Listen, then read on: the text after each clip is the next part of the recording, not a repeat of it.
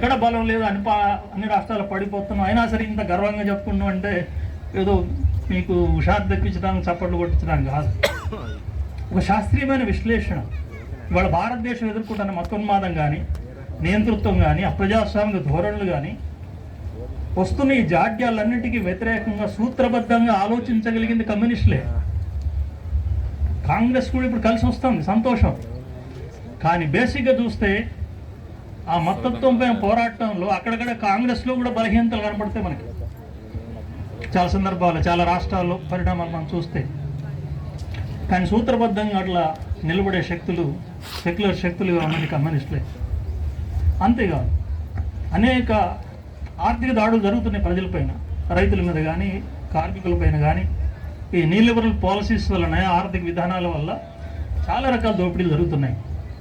దీనికి వ్యతిరేకంగా ఫైట్ చేయడంలో కూడా కమ్యూనిస్టులే తప్ప ఇంకొక మార్గం లేదు. కొన్ని ప్రభుత్వాలు, ఈ మధ్య రేవంత్ రెడ్డి గారిని కలిసాం, 2-3 సార్లు కలిసాము ఆయన ముఖ్యమంత్రి అయిన తర్వాత. ఒక సందర్భంలో అంతకుముందు టీఆర్ఎస్ ప్రభుత్వం పెద్ద ఎత్తున దాడులు చేసింది ఇళ్ల స్థలాలు, ఇళ్ల మీద. వరంగల్లో, హనుమకొండలో, ఇంకా రాష్ట్రం అంతా 22 జిల్లాలు విపరీతంగా కేసులు పెట్టారు. అప్పుడు ప్రతిపక్షంలో ఉన్నప్పుడు రేవంత్ రెడ్డి గారు ఒక సందర్భంలో మాట్లాడాడు సభలో, మేము వస్తే మొత్తం కేసులు తీసేస్తామని. ముఖ్యమంత్రి అయిన తర్వాత మేము కలిసాం, ఈ కేసులు ఫైల్ అంతా తీసుకొని మరి తీసేస్తా ఉన్నారు కదా, తీసేయండి. అప్పుడు అంటున్నాడు, అటున్నప్పుడు చెప్పడం వేరు, ఇటు వచ్చినప్పుడు, సరదాగా జోక్గానే అన్నాడు, అటున్నప్పుడు చెప్పడం వేరు, ఇటు వచ్చి కూర్చున్నంత రా చెప్పడం వేరు, ఇటు వచ్చినాక మాకు కూడా భూసాల బుద్ధులు వస్తాయి కదండి తమ్మినేని గారు అన్నాడు. ఒక రకంగా వాస్తవం, జోక్గా అని చెప్పినప్పటికీ. అంటే ప్రభుత్వాలు ప్రతిపక్షంలో ఉన్నప్పుడు మాట్లాడేదానికి, అధికారంలోకి మారిన తర్వాత మాట్లాడేదానికి కొంత తేడాలు వస్తున్నాయి.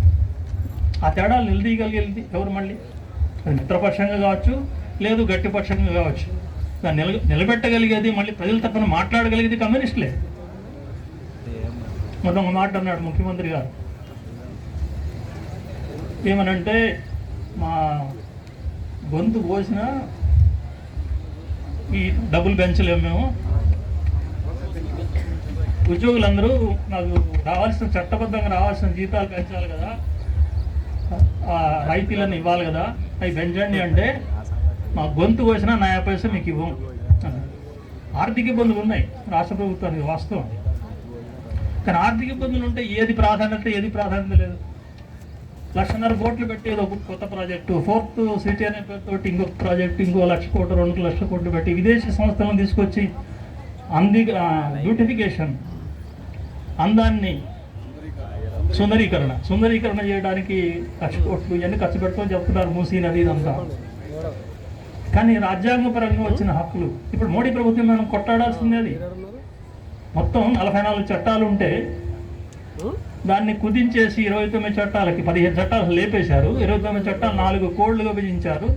దాంట్లో ఇందాక రాఘవులు గారు ప్రస్తావించినట్టుగా 8 గంటల పని, మేడే అంటేనే అది గుర్తొస్తుంది మనకి. 8 గంటల పని, 8 గంటలు పోయి 14 గంటలు పని చేయించడం, ఉద్యోగానికి రక్షణ లేకుండా పోవడం, సమ్మె చేసే హక్కు లేకుండా పోవడం, ఇంకా అనేక రకాల సంక్షేమ పథకాలను కోత పెట్టడం, ఇవన్నీ చేస్తున్నప్పుడు ఇది మోడీ ప్రభుత్వానికి వ్యతిరేకంగా ఇండియా ఫ్రంట్ పోరాడాలి, ఇండియా ఫ్రంట్ పార్టీలు పోరాడాలి. అయినప్పుడు ఇండియా ఫ్రంట్ పార్టీలు అధికారంలో ఉన్న చోట ఆదర్శంగా ఉండాలి. బీఆర్ఎస్ చాలా తప్పుడు పనులు చేసింది, ప్రజా వ్యతిరేకంగా ఉంది, ప్రజల చేత చీకొట్టించుకుంది, కాబట్టే ఓడిపోయింది. ఒక రకంగా కాంగ్రెస్ గెలవడం కాదు, టీఆర్ఎస్ ఓడిపోయింది. టీఆర్ఎస్ స్వయం కృతాపరాధంతో ఓడిపోయింది. మనం దాన్ని నిలుపుకోవాలనే ప్రయత్నం రాష్ట్ర ప్రభుత్వంలో స్పష్టంగా ఉండాలి. ఇప్పుడు రైతుల గురించి అమెరికా ట్రంప్ ఏం మాట్లాడుతున్నట్టు రాహుల్ గారు చెప్పారు. మన రైతుల గురించి మనం కూడా